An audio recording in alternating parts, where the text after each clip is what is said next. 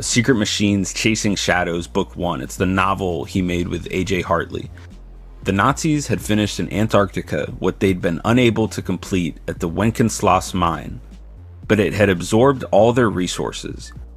Once the disc exploded, the defenders were quick to lay down their arms, and they emerged looking drawn, weather-beaten, and defeated.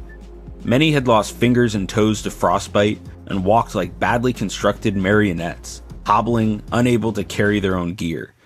When we made our way into the buildings to round up the survivors, we found men emaciated from hunger and dysentery, as well as a stack of bodies that resembled the piles of corpses I'd seen in photographs from the concentration camps.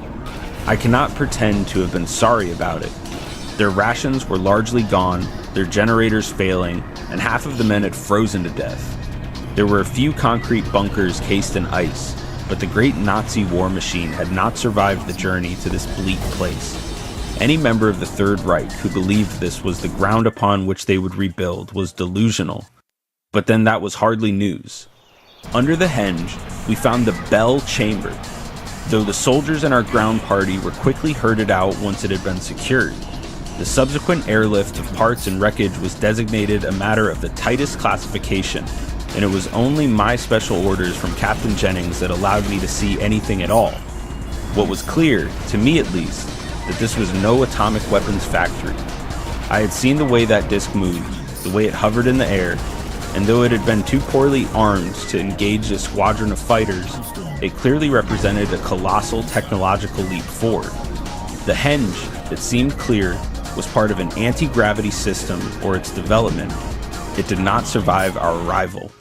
Moments after getting everyone clear, the Nazis blew up the entire structure with a series of demolition charges, causing the whole thing to collapse under a great feathering of concrete dust and ice shards that rained down on us like hail. Amazingly, no one was seriously hurt, and it took no great time to find the men who had ordered soldiers to set the explosives. There were two. One was the man Captain Jennings had pointed out as a high-ranking SS officer and engineer called Hans Kammler. When cornered, his last shot was for himself. The other man did not feel the same suicidal urge, a blonde officer in the uniform of an SS Hauptsturmführer with the domino insignia of 3 pips and 2 bars on his collar. Ungerleider. So that's the in my opinion, out of that entire book, that little clip, I think, set the intelligence community on fire. Because I think this, if that is true, it's talking about some of the most classified information on the planet. If it is as they describe, if you read Nick Cook's Hunt for Zero Point, the way that this program is described, in whether it's the testimony of Igor Witkowski, the Polish prisoner, or the Polish writer who wrote about the Polish prisoner Jacob Sporenberg, his testimony when he was being interrogated was largely what they took this myth of the bell to be. And this is in Secret Machines, it says it directly. It says that, to paint the picture, basically that bell, whatever the hell it was, they're saying it was some power generator, anti-gravity type device. If we're going to follow the research of someone like Dean Reuter, whose book was on To the Stars founder Jim Semivan's personal bookshelf, part of what Reuter uncovered was that there was a Junkers aircraft that Kammler had access to, and he had denied orders from Himmler, who was the head of the SS. So he was denying orders from someone who outranked him, which showed a huge shift in the amount of power that Kammler had by the end of the war. And if you look at the head of German armaments, Albert Speer's memoirs, he has multiple memoirs where he reflects on working with Kammler. He even comments on how Kammler's power by the end of the war was obscene. It was something that was truly remarkable and indicative of someone who had access to the deepest black programs. And if we're to believe that that bell is real, if they did smuggle those out on a Junkers plane and took that bell or took whatever technology or team of scientists they needed to try to continue the war effort, something that people aren't digesting is that that's not something that they would have just given to us at the end of the war. The way it's described in Chasing Shadows is it's something the United States unfortunately had to find and confront militarily, and potentially could still be dealing with having to like find these sporadic times when this technology reappears. But whatever the fuck that bell was, I think is one of the deepest parts of all of this, is because that thing was connected to the disc that they engaged with. That thing was important enough for them to keep secret even throughout the end of the war. And assuming that that was real and it's as described by Nick Cook and by authors like Joseph Farrell, the people who would have known about it would have been individuals like Otto Skorzeny, Reinhard Gehlen, and people like Kurt Debus, one of the Peenemünde rocket scientists who was an electrical engineer. Joseph Farrell says that if that bell is real, he said that Kurt Debus, who later became the head of the Kennedy Space Center for NASA, he said that Kurt Debus was the electrical engineer that created the power source for this thing. So that, to me, if that is true and what's in Secret Machines is true, you think JFK knew that? I want people to ask themselves that. Do you think JFK knew that, or do you think it's possible that that was hidden from JFK? And my argument is that it was absolutely hidden from JFK. And anybody who got near it or got near this group that had access to this technology, I think they were killed. And who's to say what was happening in Antarctica in that little excerpt wasn't happening anywhere else in the world where these guys had, set up shit. South America, probably. Well, that's where that scientist Richter is, who Joseph Farrell follows to Argentina. And even the head of Argentina, and I hope we can find some like Portuguese and Spanish speaking individuals to help translate some of these Argentinian documents that have recently been declassified. But even Juan Perón at that time was extremely friendly with people like Otto Skorzeny. He was bragging about how they had gotten breakthroughs in energy and propulsion.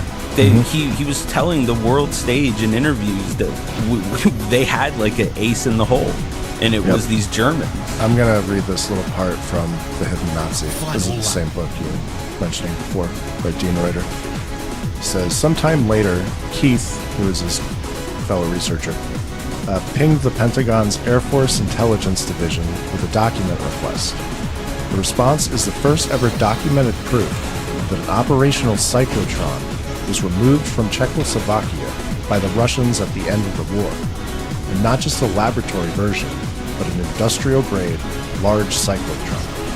So, as we are the first to establish, courtesy of this daily activity report of the Air Intelligence Division, the number of cyclotrons in Nazi control during the war, and therefore their ability to enrich uranium, has been underreported by history. This also fits well with our information from yet another newly discovered document that there was a nuclear research facility operational in Czechoslovakia, the German Uran Motor Project, to create a uranium-powered engine for propulsion in Czechoslovakia under Professor Huttig. So, they had a whole nuclear facility set up for nuclear propulsion using uranium. That was the German Uran Motor, Uranmotor. And then I wanted to read this excerpt too, because this is crazy. I think this shows the American military going and trying to solve this issue. It says, there's yet another layer to the story. Keith posed an unanswerable question. Why had the Americans, decades later, immediately after the collapse of communism, returned to Czechoslovakia with a team of scientific experts 44 years later? Officially, the team on the second mission hailed from the Jet Propulsion Laboratory in Pasadena, California. But it was much more likely, Holmes' research showed, that they were really from Lawrence Livermore in Los Alamos, the Americans' leading nuclear labs. The new American team went back to not the same Stajkovice cavern, which had already been emptied, but to a related location. Acting on the interrogation reports of the SS officer who had overseen the construction at Stajkovice under Comler, the research team identified a location, Mednik Hill, described as being the key to what had been hidden at Stekovice. Working under a veil of secrecy and in partnership with Czechoslovakian weapons exporter Omnipol and insurance giant Fujiyama, the team conducted an extensive 2-month-long excavation of the underground complex. What they recovered from the site has never been disclosed. Still later, in 2004, Jeffrey E. Patterson, a geological engineer and geophysicist from the University of Calgary, conducted a private survey of Mednick Hill using ground-penetrating radar. The Patterson survey concluded that an excavated tunnel complex, along with a large circular chamber some 20 yards in diameter deep underground, had been filled in with hundreds of tons of concrete. Could this be a nuclear research facility, a circular nuclear pile? Otherwise, why fill in the entire complex with concrete? The Stekovice raid and the follow-up decades later raised enough questions to fill a book, but they surely add fire to our theory that Kammler used the sites as his cache for the most important working staff Kammler research and hardware he could not move out of reach of the Russians. The shenanigans at Stekovice 9 months after the war, and again decades later, betray at least the perceived value of documents and hardware buried there. Most likely documents laying out research by think tank Kammler at ScodaWorks. So that tells you that even 44 years after the war, they went over to Czechoslovakia after the fall of communism, as soon as they could, apparently, to go to that exact location that they were told about by a Kammler underling. And apparently excavated it for 2 months, filled it in with concrete, and that could have been what they were working on in Antarctica or anywhere else around the world. The scientific documents were huge, and that was another piece of that story, right? Of Antarctica, there were documents in a tin box or something. The PC gave us computing power at home, the internet connected us, and mobile let us do it pretty much anywhere. Now generative AI lets us communicate with technology in our own language using our own senses. But figuring it all out when you're living through it is a totally different story. Welcome to Leading the Ship, a new podcast from Microsoft Azure. I'm your host, Susan Ettlinger. In each episode, leaders will share what they're learning to help you navigate all this change with confidence. Please join us. Listen and subscribe wherever you get your podcasts. Yeah, there was a box that was in Kammler's personal quarters that they didn't even think to claim. And by the time they had left Antarctica, they noticed that it wasn't even with them. I still don't even think the book concludes without you getting like a solid explanation of what that is or what the implications were. But they make it very clear that whatever that ship was is one of the most important parts of all of this. And Kammler, who we only found out survived for sure. I mean, that's kind of what this book is. I think it came out in 2018, 2 years after Secret Machines. The fact that Kammler was in American custody, he is the guy who did the logistics for the Holocaust. He was the architect of the final solution to kill as many people as cheaply and as fast as possible. That was his job. He set up all the infrastructure for that. And he was also in charge, by the end of the war, of all Nazi secret weapons projects. And so this little outpost of his think tank in Czechoslovakia is probably extremely important to whatever the technology of this sort of breakaway civilization Matthew Brown is talking about. I think that specific place, I mean, obviously the Americans thought it was important. They're going back 44 years later. And at the end of the interview, it kind of gives a clip of the next, of part 2. And Matthew Brown says, so they ask, have they been running this for 60 years without congressional oversight? The process of Grush coming forward left a wake on the inside too. People were tracking that, weren't even involved, but were able to see sort of distortions on the inside.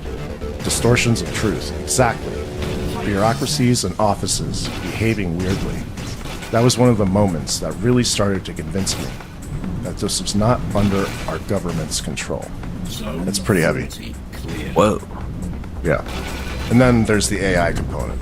So, if this breakaway civilization is working on exotic propulsion, they would obviously be working on AI. And if there's some sort of breakaway AI out there that can completely trounce us, and this is what they were talking about, George and Jeremy, in this other interview that came out a couple days before the whistleblower interview. They were sort of talking about how the race for UAP, reverse engineering, that technology, whoever cracks it first wins, essentially.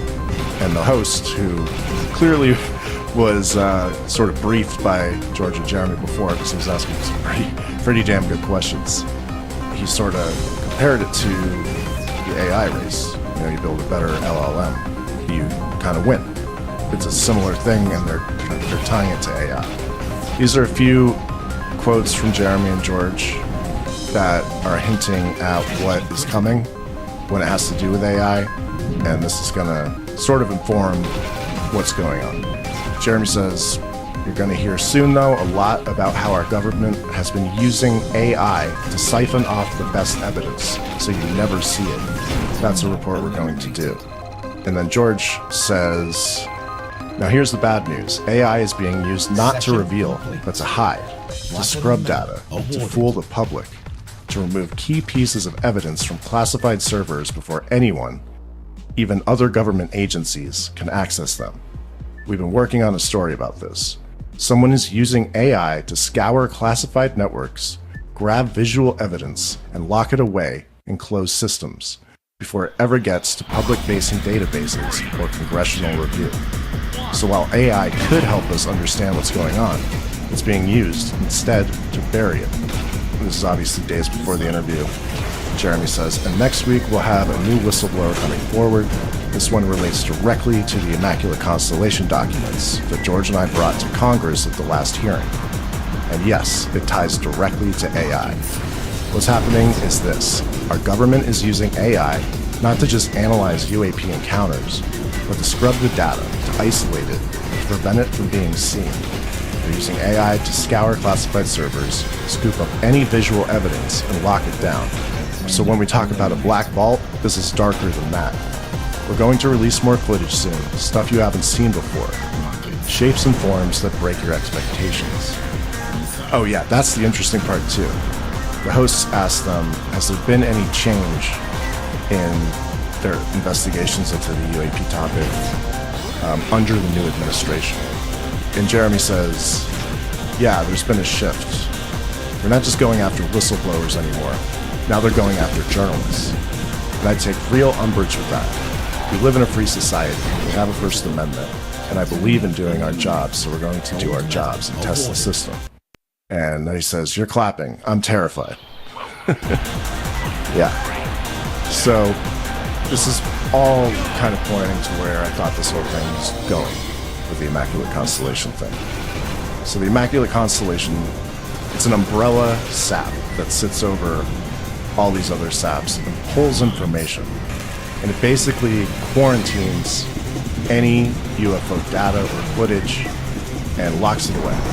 It's an AI, machine learning technology that does this. They use AI to essentially hide everything that has to do with UFOs. And this is apparently in response to the 2017 article.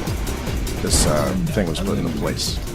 So that is fascinating because top dogs in the AI and the ones currently trying to take every citizen's data, taxpayer data, treasury data, it's all about data.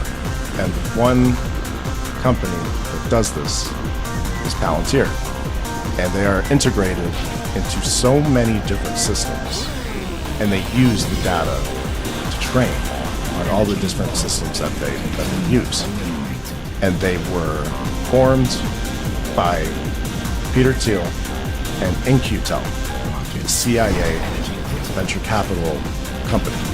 So it is meant to work as clandestinely as possible. That's why no one really knows what the hell they do. But it is AI that was funded by the CIA. And if the CIA was going to fund a company to, make AI software to organize databases and all that shit, it would do exactly what the whistleblowers saying Immaculate Constellation did. And there are direct ties to Black Sky. So Palantir and Black Sky. Black Sky is another Peter Thiel company that is an integration partner with Palantir. And Black Sky was funded by Peter Thiel and Alice Lloyd George, who is the great-granddaughter of Prime Minister, UK Prime Minister, forget his first name, Lloyd George. And so she is aristocratic as hell. So they founded both Black Sky and Enigma Labs. And Black Sky, yeah, like I said, is a data integration partner with Palantir. And Enigma Labs partnered with the Department of Defense and Aero to get civilian data. It essentially seems like the DoD, or elements within the DoD, found a way to get around collecting intelligence on civilians. That's what Enigma Labs seems like it was. Yeah, and it was also a grab at young people. Yeah. I think a lot of this is directed at, yes, I think, and it's what Stephen Greer has, in his defense, Stephen Greer, this isn't directly from him, it's from the beautiful aliens, he said, that told him in his dream that he needs to focus on the next generation ages 17 to 35. That's what the beautiful aliens told Greer in his dream, is that he needs to focus on that demographic. It's very specific. That's the whole PSYOP part of it, the Cambridge Analytica aspect, which was another Palantir joint. This is, they've been trying to do this for a very long time. And it is clear that this is now or never for them. I think that's why Matthew Brown is saying they're scared. That was kind of surprising to me when he said that. Then I think about it, and if this doesn't go well, yeah, if they're not successful, things aren't gonna be great for them. So this is basically kind of confirming all my suspicions. Yeah, Palantir is bad fucking news. Do you mind if I read this little article that Tom DeLonge shared years ago? So this article is called QAnon is Propaganda and We Know Who's Responsible. And it's by a journalist named Daniel Morrison from 2020. And this is how he lays it out. And it's really well written. He says, let's start by going back to 2016. Roger Stone had finally succeeded in making Donald Trump the Republican candidate for president. Stone's whole career in partnership with Paul Manafort had a long list of shameless, dirty tricks, and this job was going to be no exception. And in an election, political propaganda isn't just about building your guy up. Taking the other side down is just as effective. And so he set his sights on the Democratic candidate, Hillary Clinton. Again, with a candidate as qualified as her, it was going to take the creation of an alternative reality. And with the advent of the internet, this was easier than ever. Jeff Giesa was a digital businessman, pro-Trump agitator, and associate of Peter Thiel, who, drawing on the ideas of Chuck Johnson, published a paper called It's Time to Embrace Memetic Warfare. In context, it was pitched as a way to fight ISIS. In practice, it would become a key part of Trump's campaign strategy. Psychological operations have been around for a while, as retired Lieutenant Colonel Michael Aquino has explained. While they were usually the domain of the military, there is now entire commercial industry serving this space. Psy Group is an Israeli company founded by Joel Zamel, which specialized in online perception management through social media manipulation, influence campaigns, opposition research, honey traps, as well as clandestine on-the-ground activities. In April 2016, during the Republican primaries, Trump campaign official Rick Gates asked Psy Group for a proposal. They responded with a quote for $3,125,000 plus media costs and promised to make it virtually untraceable.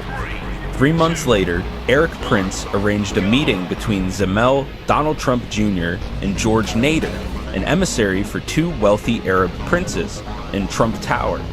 Shortly after, Nader paid Zamel $2 million. The quote, deep web, that the brochure above refers to arguably refers to anonymous message boards like 4chan. 4chan is a place with basically no rules. It's a fascinating environment that gives people a chance to express themselves in a way they never could, for better or worse. The tradition we will focus on here is known as LARPing. The term comes from live-action role-playing, which is where people dress up as characters from a film, book, game, or series that they like and go out and enact the storylines. Online, however, you don't have to sew a costume and go outside.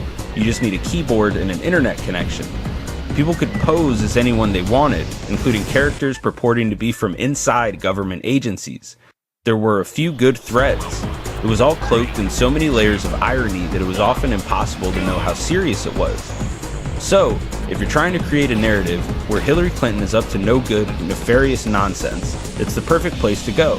And on the 2nd of July 2016, when the FBI were conducting their investigation into Hillary Clinton's use of personal email server, a character appears who will become known as FBI Anon. And then it explains kind of how that conspiracy spiraled.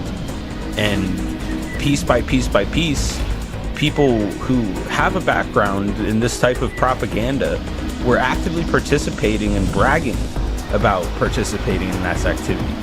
For some reason, it just doesn't get looked at. It's just not addressed. And I think in a big way, it's because the people with the means to pay journalists, meaning these billionaires that are so infested into modern politics, it's so strange because it's as if there's only one billionaire on the planet right now, it feels like. But you know that there's many of them pulling the strings behind the scenes. Like, you know that it's almost as, like, Elon Musk, I think, is a dangerous, insane person. But I think that also he's used as a boogeyman for a lot of these people. Yeah, he's a fucking are clown. operating and I don't think that Elon Musk is nearly as powerful as these people make him out to be. This giant mastermind. There's part of it is they're sucking up because they don't want the mob of attack from the app, and the other part of it is like your reputation is now under the microscope if you speak out against him. A lot of these people don't want that at all, so it's better to go along to get along, or just like stay quiet, or at least keep that low profile, or stay untraceable. That's a lot of it too, is the projection of power. You want to make people obey in advance. You want to project that you're powerful enough that resistance is futile. That's a lot of it. I think Elon's sort of a jester. He obviously has a lot of fucked up business dealings all over the place that he was being investigated for before, the election happened. Peter Thiel is definitely more of a string puller.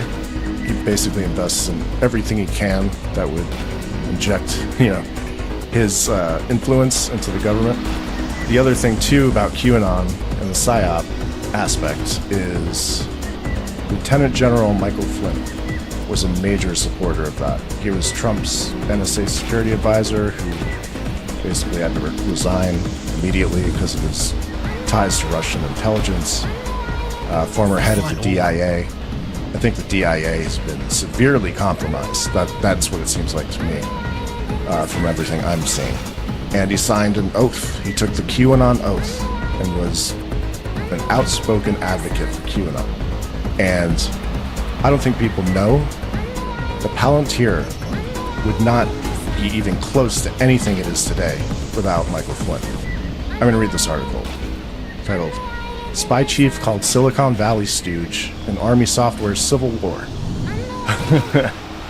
So this is back in 2012, and this is a pattern of what Peter Thiel has done over his career. This is how nasty and personal the fight over the Army's wartime brain has become. Pentagon functionaries are now calling one of their own top generals a corporate stooge. The Army's supposedly independent technology testers are calling for their own reports to be destroyed. And on Thursday, Congress's top investigators demanded an answer from the Defense Secretary and for all documents related to the controversy ASAP. Under development for the better part of a decade, the $2.3 billion DCGS-A, which is Distributed Common Ground System, Army, is supposed to serve as the primary source for mining intelligence and surveillance data on the battlefield. Everything from informants' tips to satellite images to militants' fingerprints. It is designed to be the one resource that Army intel analysts can use to find links between events, build dossiers on high-level targets, and plot out enemy attacks. At least that's the plan. In reality, there's a sizable contingent of troops, including some senior officers, who think that DCGS-A is too slow and too complicated to get the job done. Instead of DCGS, built by defense contracting giants like Lockheed, Raytheon, and IBM, these troops have instead begged for a data mining, information visualization, and link analysis suite from a controversial Silicon Valley firm called Palantir. That is the Army's defenders of DCGS-A pissed. The trouble started in 2010 when Lieutenant General Michael Flynn, then the military's top intelligence officer in Afghanistan, and now the head of the Defense Intelligence Agency, complained in a report to his fellow generals that, quote, the enemy is able to hide in plain sight, because intelligence analysts in theater currently do not have the tools required to fully analyze the tremendous amounts of information currently available. Flynn demanded better systems for analysis. That so-called Joint Urgent Operations Needs Statement, or JUONS, was forwarded to the Pentagon's Combating Terrorism Technical Support Office. They decided that Palantir was the answer. The office started supplying dozens of Palantir servers to troops throughout Afghanistan, mostly Special Forces and Marines, who never signed on to DCGS-A. The reports back were often glowing. Palantir was more intuitive to use, its interface was flashier, its dossiers were easier to share. Quote, Palantir reduced the time required for countless analytical functions and streamlined other more cumbersome processes, Major General John Toolan wrote in a February 12, 2012 letter. The system tends to have that effect on military and intelligence operatives. They either love Palantir with a white-hot passion or curse it as useless. One of my investors asked me, is this a company or a cult? Company CEO Alex Karp recently recounted to Businessweek. For the Army officials trying to get the entire service on a single sensible intelligence network, it was enough to drive them mad. Flynn's 2010 JUONS quote was clearly ghost-written by a Palantir engineer, wrote one member of the Army's Resource Planning Directorate. Yes, a handful of units say they like Palantir, but quote, they are a vocal minority, the email added. They don't recognize Palantir's problems handling large data sets or its problems interoperating with other intelligence databases. The only reason the Marines use the system is because, quote, Palantir's lobbyists pressured congressmen to lard up the Pentagon's wartime budget with money for their data miners. A set of Army talking points dated July 25th reinforced the same message. Quote, there are multiple requests for capabilities in theater, and many are ghost-written by commercial vendors. The reports from the field about Palantir were so positive that the Army's top officer asked the Independent Army Test and Evaluation Command to survey troops and make recommendations. On April 25th, the command rendered its decision. DCGS is overcomplicated, requires lengthy classroom instruction, and is easily perishable skill set if not used constantly. Instead, the Army should, quote, install more Palantir servers in Afghanistan and, quote, incorporate a one-week training class on Palantir for all new intelligence analysis. The report, signed by Brigadier General Laura Richardson and obtained by a danger room, was a bombshell, shattering the DCGS, a monopoly. Less than a month later, the Army took it back. Please ensure that any and all copies of the 25th April report are destroyed and not distributed, read an email from the command. The report was replaced with a nearly identical document. All that was missing was the recommendation to buy Palantir.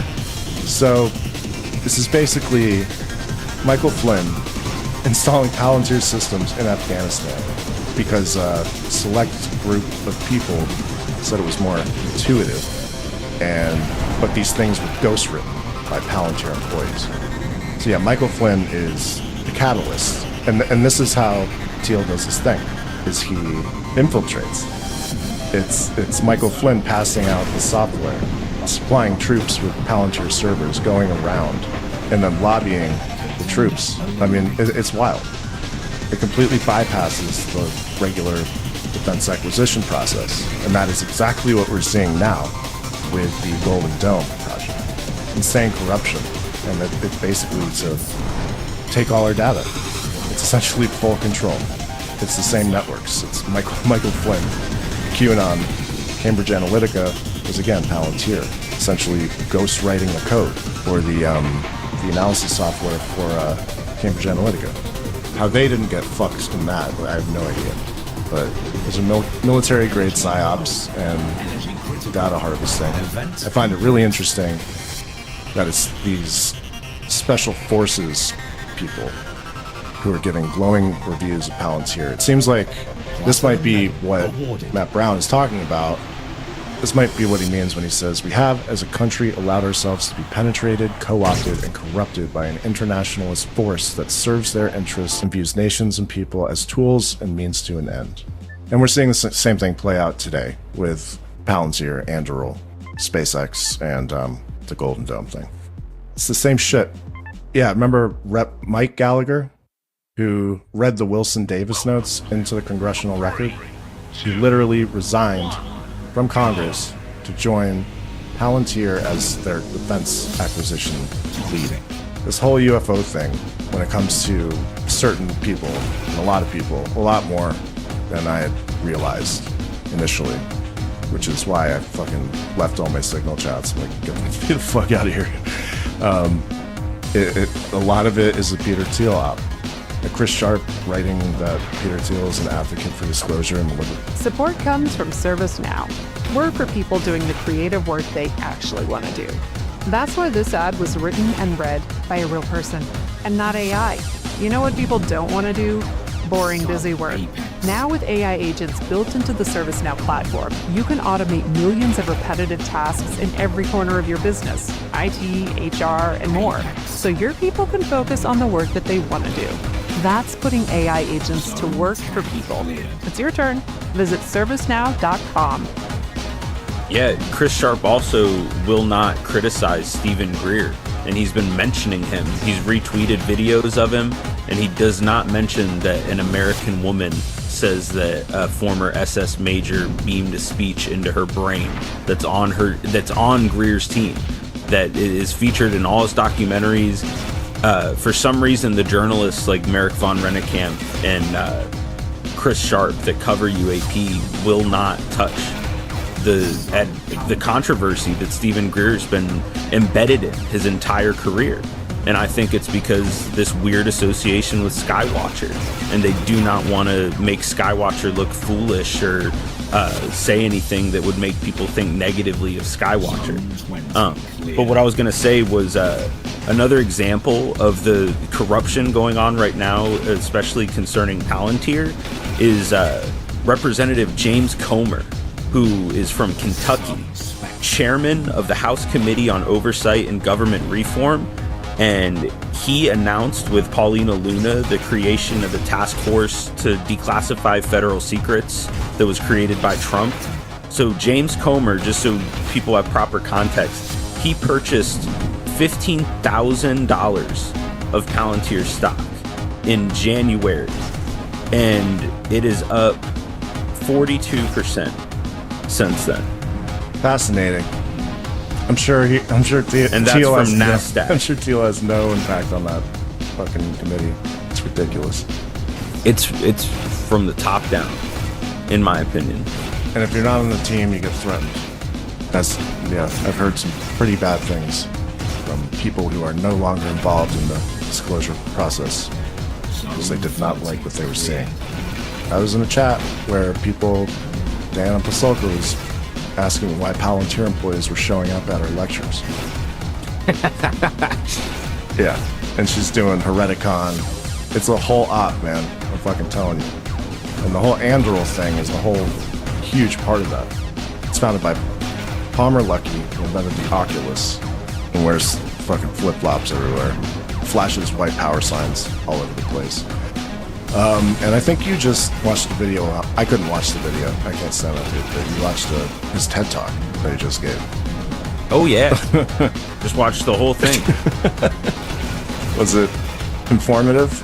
Well, the thing is what's his name? Palmer Luckey. Matt Gates' brother-in-law. I don't, you probably wouldn't even want to concede this, but like, if I sat down with that guy, he's a perfectly bright individual. And he's got plenty of ideas and he's creative.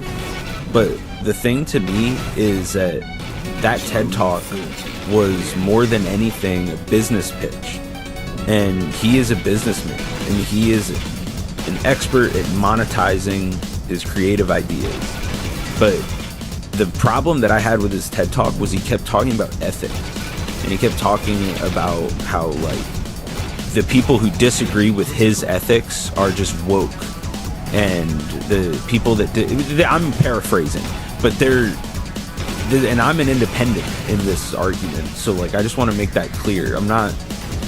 I do not hate Republicans. I don't hate Democrats. I think that their ideas are bad, and I think that independents have usually better ideas. But like the way our structure is right now, unfortunately, it's extremely difficult for an independent or a third party that I usually support to make a big impact. And so, but that's the polling shows is the majority of Americans are in that boat. Is a majority of Americans identify as independent or no party affiliation, and that's something that gets swept under the rug, as most people are made to believe that you're just either Democrat or Republican, when that's not what the polling shows. The majority is independent, and the media and the parties want to make it seem like we're all at each other's throats, when the majority is a reasonable, objective center. And anyway, well, also that's how they keep us from talking about this stuff. It's really should be a class war, not a culture war. You know, like if we're fighting the culture war, we're not going to fight the class war. So that's the instigation. And that's with all these fucking psyops are QAnon stuff. Yeah, I can see that. The big essence of that TED Talk, and Palmer Luckey's the head of the company Anduril.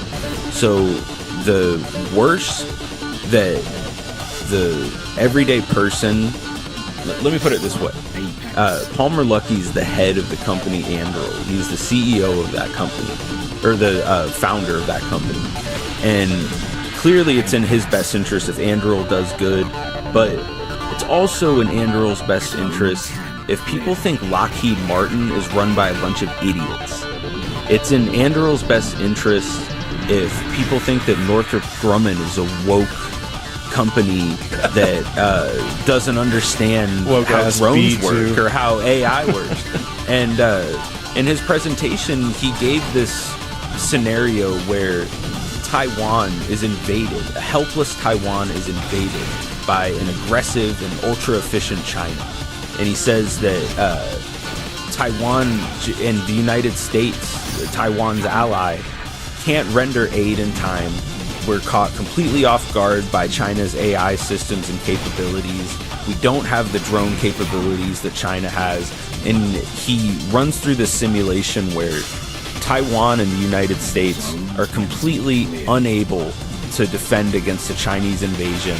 And the shift in world power becomes Chinese domination, and the United States is embarrassed and constantly lagging behind. So the United States has to act on this, so we can't look stupid and we can't look weak.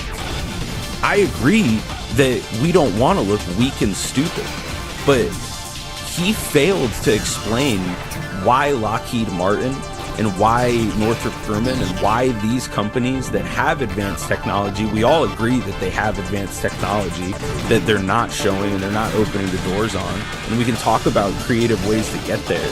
But criticizing and slandering the companies in an attempt to try to sway the public's opinion, I think is extremely unethical. And I think that him going on in that TED Talk talking about the ethics of AI and his opinion on these systems of ethics, I think was just not thought out. He sounded young. He sounded extremely young. And I think that people who served in the military and people that fought and potentially got hurt or killed or had loved ones get hurt or killed in the military, listening to that guy talk carelessly about how these wars and events unfold in a military stage, I find it extremely distasteful for inventors to be bragging about their capabilities in a dishonest way. I found it to be a dishonest presentation because I know if you sat down with that guy and talked about the capabilities, the Black Project capabilities of these like old guard companies, I know his eyes would light up and he would immediately start talking about all the rumors and the Ben Riches and the Kelly Johnsons, and you know what I mean? Like the stuff that people who read about this stuff are informed about.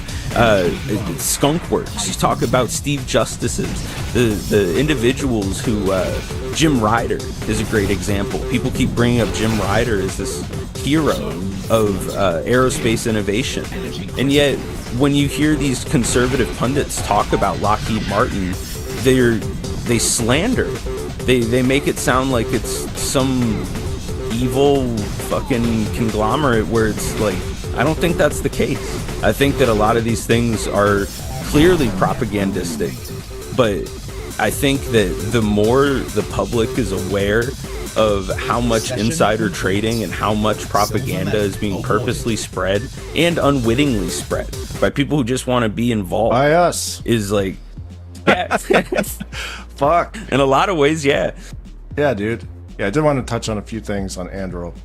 The co-founder, not Palmer Luckey, but the other guy, he works at Founders Fund, which is Peter Thiel's main VC firm. And This is Trey Stevens you're talking about? yeah, you know him? He's full on. Not particularly. I had a list in front of me that about Anduril. JD Vance, they're friends. I read an interview with him. He's like crazy Christian, and he's like whole end times apocalypse guy. Like, why are we letting these people? Of course. Yeah. Why are we letting these people who want to accelerate the end of the world talk to us about AI ethics and build fucking drones that are going to patrol the national, like the martial law that's about to happen? Like, it's crazy. These people are insane. I mean, for real. But yeah, that dude's nuts. And so let's get to the Malmgren thing, because it's pretty clear that Pippa Malmgren has financial interest in Anduril. I'm just going to read a couple tweets, and Okay. it could not be more obvious. And it's also very clear she has an in with Thiel, and that's why they did the interview with Jesse Michaels. But this is one of her tweets. December 2nd, 2024. What happens when Elon Musk and Peter Thiel start running AI over all the government data that the Trump team want declassified ASAP? Is this the end of the F-35 and other star projects and the start of an Anduril world? Are we at a war between SPQR and the establishment, or between US versus Russia and China? Which war are we in? It's a profoundly important and awkward question which will persist until January 20th. So it's basically, this has been the whole fucking thing that these people are doing, that Jesse's channel is doing. It's to instigate, it's essentially to weaponize the UFO community against legacy defense contractors. That's what this is. So that Palantir and Anduril will have the public support, or at least the seemingly organic, but really astroturfed propaganda machine to quell the corruption, I guess, to hide the corruption of it, is to make it seem like the public wants this. And like you said, and I saw a freaking Black Sky investor slide, and it was basically like Palantir, Black Sky are good, and then at the bottom is like Legacy Space, and there were all like X's over all the things. It's just, this has been the entire thing, is to prop up their business interests and essentially take control of all the defense IP. And that's the thing too, is they have AI, but they don't have the materials. That was a big part of what they're talking about, George and Jeremy. We have the physics, but we don't have the material science. And I believe that's what these people want the most. She's literally saying they're going to run AI all over the government, and they want all that stuff declassified. They're literally tracking the Pentagon financials and buying these special access programs. That's what that means. But Pippa served for like a really honest and trustworthy president, right? Yeah. Who was it again? I don't know. Dick Cheney. George W. Bush and Dick Cheney, right? Dick Cheney voted for Harris, so it's I don't know. This is a weird thing, man. It's only going to get weirder once people start speaking out. I bet nobody's going to talk about this. I mean, because nobody does the research. They just watch American Alchemy, and that's the thing, is people are lazy. They don't want to look into these connections. Or even I was like that. I was like, I ignored so many red flags just because I thought it was bipartisan. It's not really bipartisan. Sorry. It's not. Silicon Valley donates to both Democrats and Republicans. I read an article where it said, a ton of leading Democrats took money from Palantir and SpaceX. So this isn't a political thing. This is a class warfare thing. And you also have Ross Coulthart talking about Anduril on December 6th. A month after the drone incursions started, Ross Coulthart promoted Anduril's anti-drone tech as a solution. And here's another tweet from Pippa. This no geofencing anymore announcement is China saying gloves off. I tried building a drone company with no Chinese parts, only Five Eyes components 10 years ago. I explained that DJI drones were the best reconnaissance surveillance system ever invented because all your data went to Beijing. The US had a chance to address these vulnerabilities but did not. They had the chance to build an alternative in the retail consumer space but did not. Anduril is doing this now in the military space, but there's still no retail or industrial Five Eyes drones. Thank you, Matthew Pines, for the heads up. And Matthew Pines is the one who wrote Trump's Bitcoin policy and is the lead guy on Skywatcher. Hey man, if you hate on Skywatcher, you're hateful. These people are all connected financially, and they're all connected to the actively ongoing dismantling of the government right now. And even fucking Alex Jones is criticizing the insane police state that we're turning into. At least he's consistent in that, I guess. This is what Jake Barber said in January. He tweeted, Skywatcher is an elite team of aerial intelligence experts and scientists.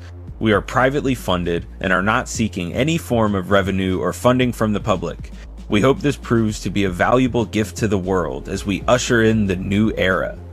And then he also tweeted in January, that same day, he tweeted, we are privately funded and not seeking any funding from the government or the public. This project is our gift to fellow humans. So it's a gift. Don't ask questions about it, where it comes from. Thanks. Best thing ever. And like, this is the thing too. When I was getting harassed online, and me and my wife, lawyers reached out that were associated with people in the community. I looked them up, and they were from the Heritage Foundation. So it's clearly like they're aware of it. And another interesting thing, there was an interview that UFO Joe Murgia did with Bob Fish, who I believe was on emails with Podesta, or emailed someone. Yeah, so UFO Joe Murgia on UFOJoe.net has an article. He interviewed Bob Fish. He says, who is Bob Fish? As a defense contractor, I was the program manager for several highly classified U.S. government advanced communication system projects in the 1980s and 90s. These included the White House and several executive branch intelligence agencies. My security clearance was above top secret. And so this is a quote from one of the emails. He says, what I do know is the U.S. government has captured data of various kinds on anomalous objects over the years from a variety of sensors, humans and otherwise. And objects is a loaded term. Sometimes they are flying through space, sometimes they are flying through air, and sometimes they are flying through water. Pat Price even recorded them flying underground. And if they are, quote, cloaked, some sensors should be able to infer their presence, the same way the U.S. Air Force can detect the presence of a stealth jet, or the Navy can detect the presence of a submarine. My only desire is to see more data released in some fashion, so it can be analyzed in the context of other open sources, such as eyewitnesses, etc. There are high-tech companies, such as Palantir, that use AI as a, quote, data fusion mechanism, where different types of data can be fused together to create a more third-dimensional characterization of some situation or an object. So there you go. Bob Fish suggesting Palantir and having a deep knowledge of what they do. The UFO Joe in, what is this? August 2021. Had a lot of enthusiastic people plugging them. He essentially describes the Enigma Labs. My only desire, to see, so it can be analyzed in the context of other open sources such as Eyewitnesses. That's what they're fusing, is the Immaculate Constellation ship with Enigma Labs eyewitness reports. That's the three-dimensional characterization of the situation that he talks about. Yeah, I don't even think we can have time to get into Lichtenstein, any of that. That shit is crazy. Yeah, we'll do that next. That'll tie everything together. Do you want to talk about the Knights of Malta or something? Kind of. I wanted to explain a couple of the nuances in the story of iJump and the story of post-war Galenorg FBI activity in the 1940s into the 50s, where Truman's president. So this is what I wanted to lay out, because this is something that's avoided. It was avoided in the JFK congressional hearing, and it was avoided in the Harold Malmgren interview. As we were saying earlier, there was a German general who was very valuable to the United States at the end of World War II. His name was Reinhard Gehlen. And Reinhard Gehlen, after World War II, was so valuable that the United States allowed him to keep his intelligence apparatus in place in West Germany. They called it the Gehlenorg. And the CIA funded the Gehlenorg for years until it eventually became the BND, which is the Federal Intelligence Service of the West German government. And because keep in mind, after World War II, even though we were siding with the Russians during World War II, after World War II, Germany became split, and the side that sided with the Allies was West Germany, whereas the side that sided more with the communists was going to be East Germany. And the Gehlenorg had the human intelligence capacity to monitor East Germany and to monitor the Soviet bloc. So it was seen as a super valuable asset for the United States. So the United States, and people can look this up, Roscoe Hillenkoetter was involved with, it was called Operation Rusty. And Operation Rusty was the assimilation of the Gehlenorg into our CIA network of intelligence. There's a lot of documents on the CIA's website where you can read about Operation Rusty and the different intelligence officials' opinions on the involvement of these former Nazis and Gestapo members. Because that's what a lot of who the Gehlenorg used. The Gehlenorg was using people like Otto Skorzeny, who was Hitler's top commando and a guy who became a free agent after World War II. He moved to Madrid in Spain, and he ran what was called the Spider, or the International Fascista, is what it's often called. These are individuals who, like, if Secret Machines is correct, and the Nazis had some sort of exotic technology, and that Bell, whatever it was their most secret black program. This is something that they would not have just like conceded at the end of the war. This is something they would have stowed away. They would have brought it with Kammler on that Junkers plane and flown it to Argentina or even Antarctica if Secret Machines is correct and the way they have it. Operation High Jump was led by this rear admiral named Richard Byrd.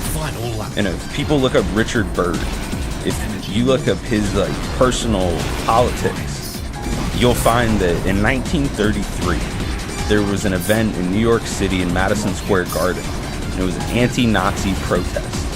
And Rear Admiral Richard Byrd, who wasn't a rear admiral at the time, but he was still an impressive military leader in the 1930s. He was present at that rally, and he spoke out against the injustices being done to the Jewish people in Germany. And this is early before World War II really got into motion. But people don't understand, in my opinion, people don't fully grasp that there were like Nazi rallies happening in America. There were right-wing groups that it was commonplace for American leaders to be like, yes, I support what Germany is doing. I think that their policies are great. I love their nationalist opinion. Like, there were Americans that really saw the best in all of what they saw going on in Germany and didn't. I mean, I don't want to act like nobody saw it coming, because it was like a really, how should I describe it? It really took on this evil aspect as time progressed and World War II kept progressing. It was like, oh my God, how much more evil can this war get? Anyway, Byrd in 1933 was at this anti-Nazi rally, and he's the person in charge of leading this expedition down to Antarctica. Over 4,000 people accompanying him, and this is for supposedly research. But let's say if Secret Machines has it right, they had some shootout, they recovered some exotic technology, they found a little hub where they had one of these Bell apparatus. That's huge information, and I understand why it would be classified to this day if that is the case. But the other thing that people need to understand, that one of Skorzany's close friends, he wouldn't have known about this anyways from his comrades that were working in Antarctica. But let's say that H. Keith Thompson, one of the divers and communications United States naval guys, who was a fascist, he wrote articles about how he was an American fascist. This guy was on the crew in Operation High Jump. So not only did Skorzany's little spider network have an informant from High Jump, but it also had informants from his buddies in Antarctica, if this story is true. And I think that this little cell is what Eisenhower was describing when he's describing like the military-industrial complex. I think it's what he's describing, or what when Lyndon Johnson was talking about, we have a damn murder incorporated. I think he called it in Latin America. He said we had a murder incorporated. People also should consider that during World War II, the Secretary of the Navy was James Forrestal. And after the war, Truman made him the very first Secretary of Defense. And if that is the case, he would have overseen and signed off on Byrd taking this expedition down to Antarctica. And strangely enough, wouldn't you know, James Forrestal is killed. I think that's something that people don't really understand. If that was how High Jump is described in Secret Machines, that absolutely could have related to how Forrestal was killed, in my opinion, because it's something that he would have had knowledge about, and telling the public that that happened is, I feel like, a national security risk, arguably. So the other thing that I wanted to point out, Joseph Farrell's line of research led him to think that whatever crashed in Roswell, he thought was German. Just like Tom DeLonge said on Joe Rogan, he said that he thought that it was German, developed in Argentina, and that it had all the hallmarks of a craft that had maybe some exotic technology involved with it, and some reverse engineering elements involved with it, was something higher. But it seemed terrestrial, and it seemed like something that had remnants of German technology. So this is what Joseph Farrell writes. He says, Paul Manning, a journalist and longtime associate and friend of the famous CBS newsman Ed Moreau, mentioned Martin Bormann's presence in Bariloche province, but did not connect his appearance with the Richter fusion project. Manning begins by noting that President Truman himself became involved in the hunt for Martin Bormann in 1948, 3 long years after Bormann supposedly died trying to escape Berlin, according to the, quote, official standard history. On June 6, 1948, President Truman became involved in the hunt for Martin Bormann. Robert H. Jackson, who had once taken a leave from the Supreme Court to serve as U.S. Chief Prosecutor at the Nuremberg trials, wrote to the president that a quiet search should be made by the FBI for Bormann in South America. My suggestion, therefore, he wrote, is that the FBI be authorized to pursue thoroughly discreet inquiries of a preliminary nature in South America. I have submitted this summary to Mr. Hoover and am authorized to say that it meets with his approval. You may inform him of your wishes directly or through me as you prefer." End quote. The choice of the FBI to do the investigation is perhaps significant. Under American federal law, after Truman signed the National Security Act of 1947 that created the CIA and NSA, the FBI was restricted to intelligence operations on American soil. All operations on foreign soil fell under the jurisdiction of the CIA. So why would Jackson have urged President Truman to undertake an investigation in South America through the FBI? After all, Truman himself signed the law into existence and knew full well its contents. The answer lies once again in the fact that the CIA, which under Zurich OSS Station Chief Allen Dulles during the war, had negotiated a highly secret deal with the head of German military intelligence on the Eastern Front, General Reinhard Gehlen, to turn over, lock, stock, and Nazi Gehlen's entire network to the nominal oversight of the American intelligence community, leaving Gehlen in charge of its actual day-to-day operations. In other words, before the ink was even dry on the National Security Act of 1947, the CIA's civilian character had already been compromised in the most egregious way, since its entire operational desk in Eastern Europe and the Soviet Union, and to a great extent elsewhere as well, was staffed by a network of Nazis. Needless to say, then, the CIA would not be the best instrumentality to investigate Borman's possible presence in Latin America. Jackson's request also suggests something even darker, that both he and Truman knew of the extent of Nazi penetration of the CIA, and therefore of its untrustworthiness as an investigative agency for post-war Nazi activity. In any case, as Manning observes, the presidential authorization was given, and J. Edgar Hoover signed the investigation to his most experienced and skillful agent in South America, who proved that he was just that by eventually obtaining copies of the Martin Bormann file that were being held under strict secrecy by Argentina's Minister of the Interior and the Centro de Inteligencia. When the file, now in my possession, was received in FBI headquarters, it revealed that the Reichsleiter had indeed been tracked for years. One report covered his whereabouts from 1948 to 1961 in Argentina, Paraguay, Brazil, and Chile. The file revealed that he had been banking under his own name from his office in Germany in Deutsche Bank of Buenos Aires since 1941, that he had held one joint account with the Argentinian dictator Juan Perón, and on August 4th, 5th, and 14th, 1967, he had written checks on demand accounts in First National City Bank, Overseas Division of New York, the Chase Manhattan Bank, and manufacturers Hanover Trust Corporation, all cleared through Deutsche Bank of Buenos Aires. Bormann's wartime contract with Deutsche Bank bigwig Dr. Herman Abs and the connections to the international financial interests of Morgan and Rockefeller via their big New York banks was paying big dividends, for Bormann quite apparently did not even have to hide his identity, but could sign and cash checks under his own name through some of the largest and most well-known banks in America as late as 1967. So I found that extremely fascinating. For those keeping track, a Supreme Court justice that had advised on the Nuremberg trials of Nazi Germany had advised President Truman that he should have the FBI, who was responsible for domestic criminal investigations in the United States.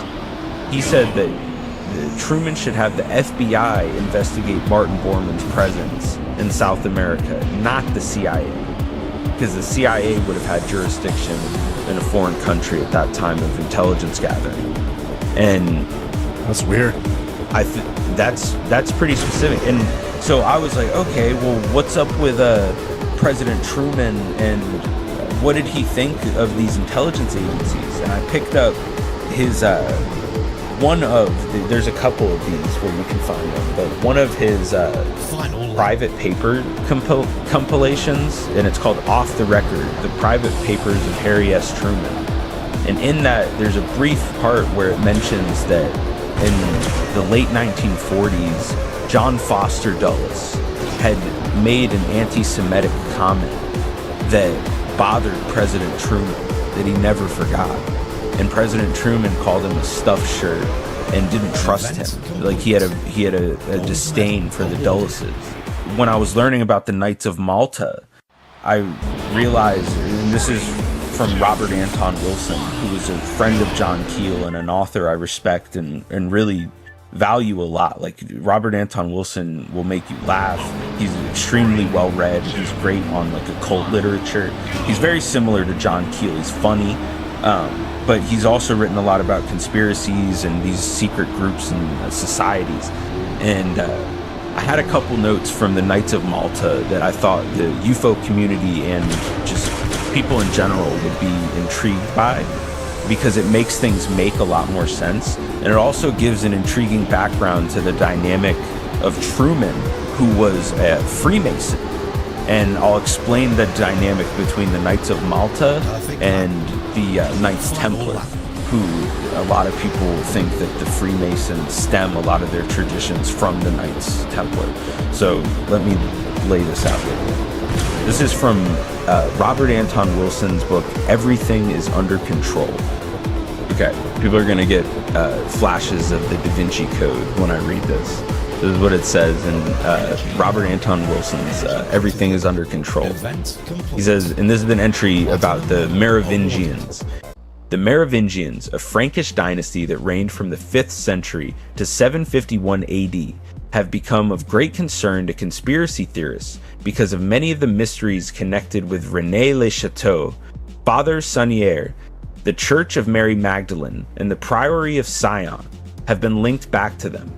Gerard de Sade, in a remarkable book called La Race Fabuleuse, claims that the Merovingians were descended from matings between extraterrestrials from Sirius and the tribe of Benjamin in ancient Israel, and other notions about them are equally remarkable. For instance, the semi-legendary founder of the dynasty, Merovech, allegedly sprang from a union of a man with a sea creature. Elizabeth Van Buren also claims an extraterrestrial origin for the Merovingians and sees them as the good force in the cosmos perpetually at war with an evil force that seems centered in the Vatican. In their Holy Blood, Holy Grail, Michael Bagent, Henry Lincoln, and Richard Ley produce elaborate bloodlines relating the Merovingians to many important persons in the modern world, including Prince Bernard of the Netherlands, founder of the Bilderbergers, and Otto von Habsburg, member of both the Bilderbergers and the Knights of Malta. And then another note Wilson had, he says, according to David Bernard, the 32nd degree in Freemasonry reveals to the initiate that Freemasonry is descended from the Knights Templar and devoted to fighting tyranny and superstition, of which the main exemplar is the Knights of Malta. So, for those keeping tabs, the Knights of Malta exemplify tyranny and superstition. And apparently at the 32nd degree of Freemasonry, Robert Anton Wilson says that it's revealed that the Freemasonry is descended from the Knights Templar and is devoted to fighting tyranny and superstition. So it's like this rivalry between Malta and the Knights Templar. And one is fighting against tyranny and superstition, and one is like associated with the Vatican. And it's like this good and evil battle. But the perspective of good and evil is obviously like relative. The other thing I thought was worth mentioning in this book, he goes, this is Robert Anton Wilson. He says,